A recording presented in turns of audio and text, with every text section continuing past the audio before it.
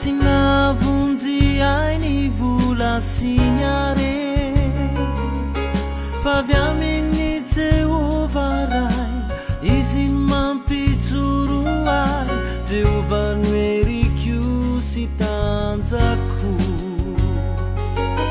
tsy avy amin'ny olona ny ainy famonjy.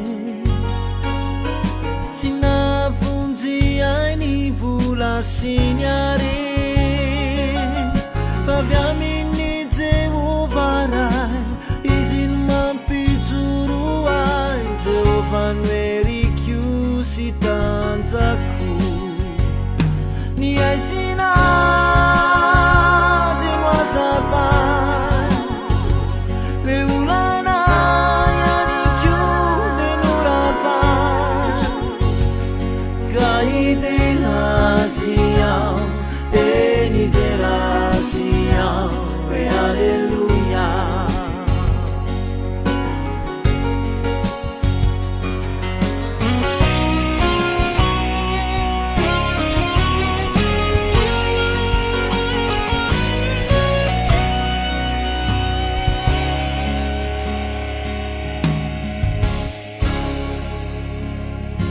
Tsy omena traonako angaia, fa Jehovah matsino mpiandriay.